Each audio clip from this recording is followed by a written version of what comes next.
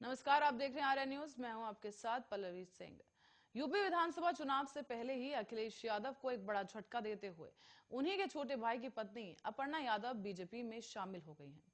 अपर्णा यादव ने deputy CM Keshav Prasad Maurya की मौजूदगी में बीजेपी ज्वाइन की और इसी दौरान उन्होंने समाजवादी पार्टी पर भी जमकर हमला बोला।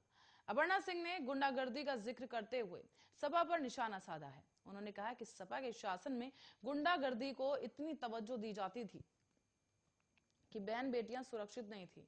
शाम होते ही घरों के दरवाजे बंद हो जाते थे। मेरे लिए राष्ट्र सबसे जरूरी है, इसलिए मैं हमेशा से प्रधानमंत्री जी से प्रभावित रही हूं। इसी दौरान केशव प्रसाद मौर्य ने कहा कि प्रदेश के मुताबिक प्रदेश के मुख्यमंत्री के रूप में अखिलेश जी असफल रहे हैं, साथ ही वो परिवार में भी असफल रहे। इसी वजह से वो विधानसभा चुनाव लड़ने से भी बच रहे हैं।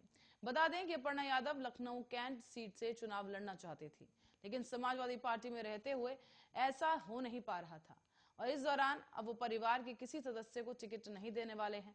इसी को लेकर अपर्णा और अखिलेश यादव के बीच अनबन शुरू हुई।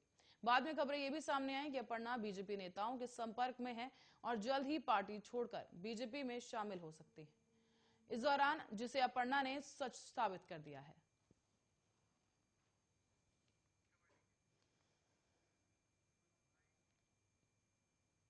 और अपर्णा यादव के बीजेपी में जाने पर अखिलेश यादव का बयान सामने आया है। उन्होंने कहा कि अपर्णा यादव को नेताजी मुलायम सिंह यादव को काफी समझाया गया था, लेकिन वो नहीं मानी। उन्होंने अपर्णा को बीजेपी में जाने की बधाई दी।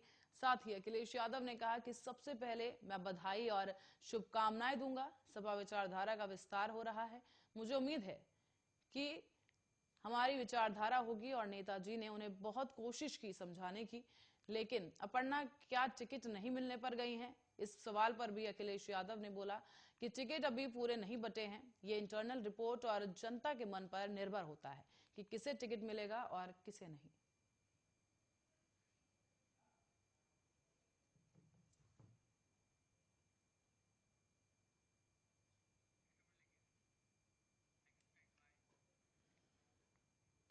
और उत्तर प्रदेश की सियासत में रोज कुछ ना कुछ नया घट रहा है। अब मुलायम सिंह यादव की छोटी बहू अपर्णा यादव बीजेपी में शामिल हो गई, जिसके बाद अब अखिलेश यादव ने इसे लेकर जवाब दिया है। साथ ही अखिलेश ने समाजवादी पेंशन समेत कई अन्य ऐलान भी किए हैं। आपको बता दें कि अखिलेश यादव की एक प्रेस कॉन्फ्रेंस हुई, जहां एक बड़ा खुलासा हुआ।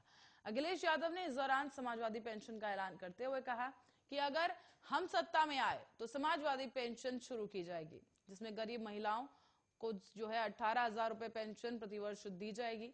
साथ ही हर महीने 1,500 रुपए की पेंशन भी मिलेगी। चुनाव लड़ने को लेकर भी अखिलेश यादव ने जवाब दिया है। उन्होंने कहा कि मैं अगर चुनाव लड़ूंगा तो आजमगढ़ की जनता से अनुमति लूंगा, उसके बाद ही फैसला करूंगा। अगर चुनाव लड़ेंगे तो आजमगढ़ की जनता से आशीर्वाद लेकर ही वो लड़ेंगे। इस दौरान अखिलेश ने यह भी कहा कि हम बीजेपी का विकेट नहीं गिरा रहे, चाहो तो गिरा भी सकते हैं, लेकिन अपर्णा पर कहा कि जिन्हें हम टिकट नहीं दे पा रहे हैं उन्हें बीजेपी वाले दे रहे हैं। सबसे घटिया और झूठा प्रचार बीजेपी सोशल मीडिया पर कर रही है। अखिलेश यादव ने यह भी कहा कि सपा ने जिनको साथ लिया है उनका जनाधार है, बीजेपी को गाय माता माफ नहीं करेंगी। अखिलेश ने इमरान मसूद पर कुछ कहने से फिलहाल मना कर दिया।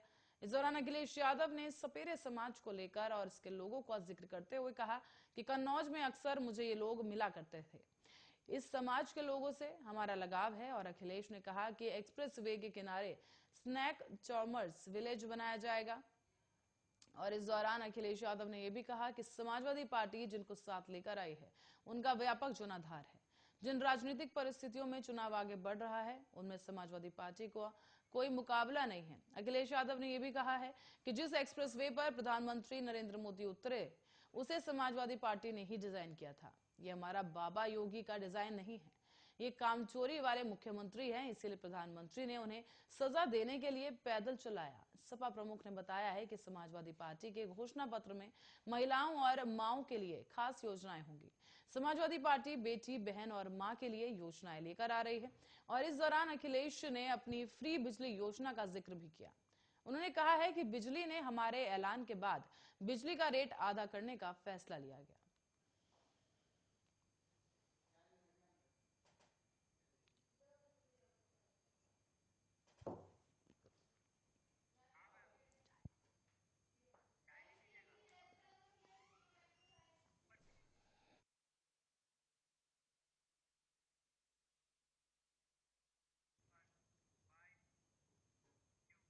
और इसी कड़ी में समाजवादी पार्टी के अध्यक्ष अखिलेश यादव भी इस बार उत्तर प्रदेश विधानसभा चुनाव लड़ने जा रहे हैं। उनके पास 2-3 सीटों का विकल्प जरूर है, लेकिन अभी उन्होंने सीट तय नहीं की है। अखिलेश ने चुनाव लड़ने का मन बनाया तो है, लेकिन आजमगढ़, मैनपुरी और इटावा समेत कई जिले ऐसे हैं जहां से समाजवादी पार्टी के लोग उनसे चुनाव लड़ने की अपील कर चुके हैं। इधर अखिलेश के विधानसभा चुनाव लड़ने के फैसले पर यूपी सरकार में मंत्री मोहसिन रजा ने कहा कि वो मन से चुनाव तो नहीं लड़ने जा रहे, बल्कि वो भरे मन से चुनाव लड़ने जा रहे हैं, क्योंकि बीजेपी ने सीएम योगी और उप मुख्यमंत्री केशव जी को चुनाव लड़ाने की बात की, तो इसे लेकर उनके पार्टी के सदस्यों ने जरूर सवाल किया होगा कि आप क्यों नहीं चुनाव लड़ेंगे। उन्होंने कहा कि मुझे नहीं लगता कि वो चुनाव लड़ना पसंद करते हैं, क्योंकि मैदान में जाने वाले लोग हमेशा मैदान में दिखते हैं।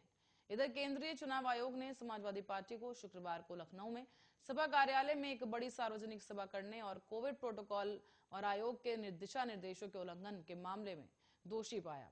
हालांकि कोई बड़ी कार्रवाई न करते हुए अभी चेतावनी देते हुए सपा का ये उल्लंघन माफ किया गया। इस दौरान ऐसे में पार्टी को वार्निंग दी गई और भविष्य में और अधिक सावधान रहने की सुझाव दिया गया। साथ ही चुनाव के दौरान सभी मौजूदा मानदंडों और दिशा निर्देशों का पालन करने को कहा गया।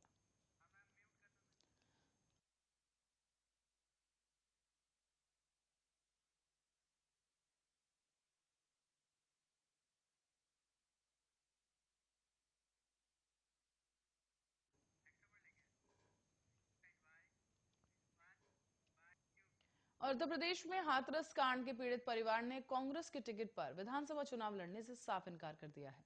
कांग्रेस और महासचिव और यूपी की पार्टी प्रभारी प्रियंका गांधी ने हाथरस के पीड़ित परिवार के सदस्य को चुनावी टिकट देने का ऐलान किया था, लेकिन अब पीड़िता के भाई ने कहा है कि 1.5 साल बाद भी हमें न्याय नहीं मिला, इसलिए चुनाव नहीं लड़ सकते। पीड़िता के भाई ने यह भी कहा कि अगर प्रियंका गांधी ने हमें टिकट देने का ऐलान किया है तो हम इसका स्वागत करते हैं, लेकिन हमें टिकट नहीं, न्याय चाहिए। उन्होंने कहा कि मामला अभी कोर्ट से चल रहा है और 1.5 साल हो गया, लेकिन अभी तक न्याय नहीं मिला है, इसीलिए हम चुनाव नहीं लड़ सकते। गौरतलब है कि यूपी में हाथरस जिले के चंदपा गांव में 14 सितंबर 2020 को एक दलित लड़की के साथ गैंगरेप की घटना हुई और आरोपियों ने उस पर जानलेवा हमला भी किया। बाद में पीड़िता को दिल्ली के सफदरजंग अस्पताल ले जाया गया, जहां उसकी मौत हो गई। इस घटना के बाद ही विपक्ष बीजेपी सरकार पर हमलावर हो गया। तो वहीं कांग्रेस ने भी अपने उम्मीदवारों की पहली लिस्ट में उन्नाव रेप पीड़िता की मां को भी टिकट दिया है। कांग्रेस के 125 उम्मीदवारों की पहली सूची जारी की गई, जिसमें 40% महिलाएं रहीं।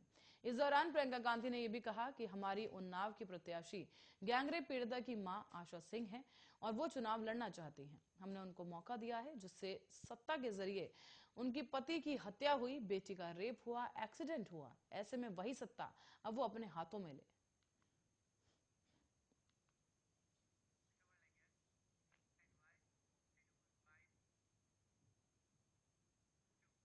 और उत्तर प्रदेश में अखिलेश यादव की समाजवादी पार्टी को केंद्रीय चुनाव आयोग ने बड़ी राहत दी है।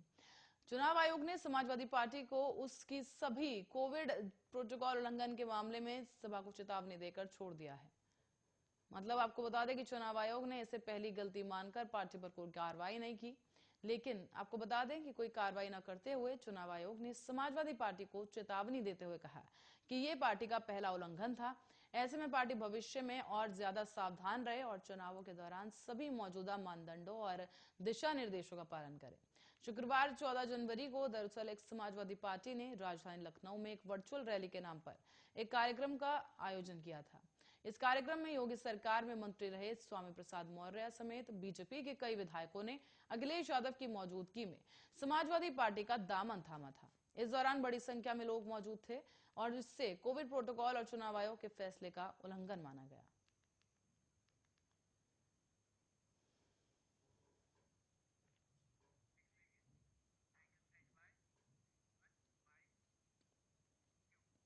तो वहीं उत्तर प्रदेश में हो रहे विधानसभा चुनाव के लिए सभी पार्टियों ने अपने प्रत्याशियों का ऐलान करना शुरू कर दिया है।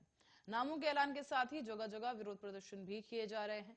संभल में भारतीय जनता पार्टी के टिकट न मिलने से नाराज होकर जमकर ड्रामा किया गया। एक शख्स पानी की टंकी पर चढ़ गया और कूदने की जिद करने लगा। दरअसल ये पूरा मामला संभल के चंदौसी विधानसभा का है। यहाँ पर बीजेपी के माध्यमिक शिक्षा राज्य मंत्री गुलाबो देवी को एक बार फिर से प्रत्याशी घोषित किया गया है।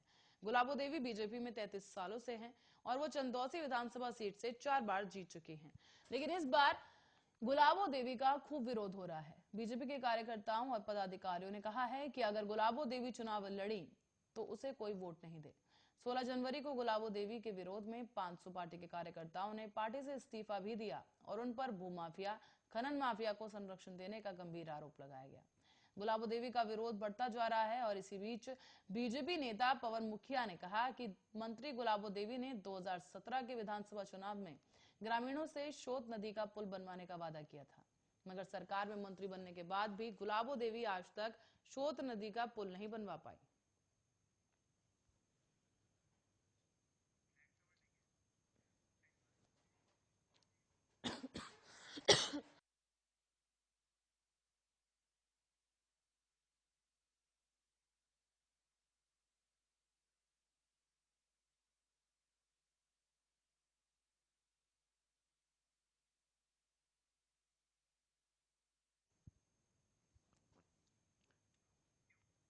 और उत्तर प्रदेश के मेरठ में दुल्हन के पिता का चालान काटने पर लोगों ने पुलिस की चौकी में जमकर हंगामा किया। आरोप यह है कि कुछ अराजक तत्वों ने चौकी में घुसकर तोड़फोड़ की और इस मामले में पुलिस ने 2 आरोपियों को गिरफ्तार कर लिया है। साथ ही 10 से 15 लोगों के खिलाफ मुकदमा दर्ज किया गया और अब इस मामले की जांच की जा रही है। ये मामला मेरठ के नौचंदी थाने के शास्त्री नगर चौकी का बताया गया, जहां पर चेकिंग के दौरान दुल्हन के पिता का चालान काटने को लेकर पुलिसकर्मी और लोगों के बीच नोकझोंक हो गई। इसके बाद आक्रोशित लोगों ने पुलिस चौकी में जाकर बवाल काटा, साथ ही चौकी में जमकर तोड़फोड़ की गई। हंगामे और तोड़फोड़ की सूचना मिलते ही कई थानों की फोर्स मौके पर पहुंची और पुलिस ने हल्का बल प्रयोग कर अराजक तत्वों को मौके से खदेड़ दिया। साथ ही 2 आरोपियों को गिरफ्तार कर लिया गया। इसके अलावा पुलिस ने 10 से 15 अज्ञात लोगों के खिलाफ मामला दर्ज कर लिया गया है। इनकी तलाश भी फिलहाल की जा रही है और इस पूरे मामले में एसपी विनीत भटनागर का कहना है कि चालान काटने को लेकर कुछ लोगों ने चौकी में जाकर तोड़फोड़ की। इसके बाद 2 लोगों को गिरफ्तार किया गया, कई लोगों के खिलाफ मुकदमा भी दर्ज किया गया और इस पूरे मामले की जांच की जा रही है। आरोपियों की पहचान कर उनके खिलाफ सख्त कार्रवाई की जाएगी।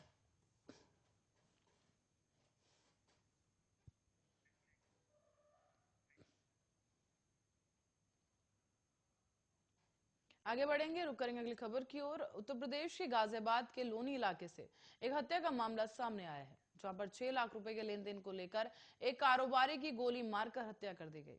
पुलिस के मुताबिक कारोबारी के पहले पार्टनर ने अपने बेटे के साथ मिलकर इस वारदात को अंजाम दिया है, जबकि पुलिस ने दोनों आरोपियों को गिरफ्तार कर जेल भेज दिया है। दिल्ली में भजनपुरा इलाके में रहने वाले दिलशाद खान ने बताया कि उसके भाई जिशान का 5 साल पहले लोनी के अशोक विहार निवासी जिनीश के साथ पार्टनरशिप में गद्दे का कारोबार था। 3 साल पहले ये पार्टनरशिप खत्म हो गई थी और 6 लाख रुपए का लेन देन बचा था। मृतक के भाई ने बताया कि आरोपी ने चेक दिए थे जो कि क्लियर नहीं हो पा रहे थे। इसी मामले को लेकर पुलिस का कहना है कि एक कारोबारी की गोली मारकर हत्या कर दी गई। इस मामले में शामिल दोनों आरोपियों को गिरफ्तार कर जेल भेज दिया गया है। साथ ही दोनों के बीच पार्टनरशिप भी थी, लेकिन 6 लाख रुपए के लेन देन को लेकर दोनों में कई बार झगड़ा हो चुका था। इसके बाद अब इस हत्या को अंजाम दिया गया।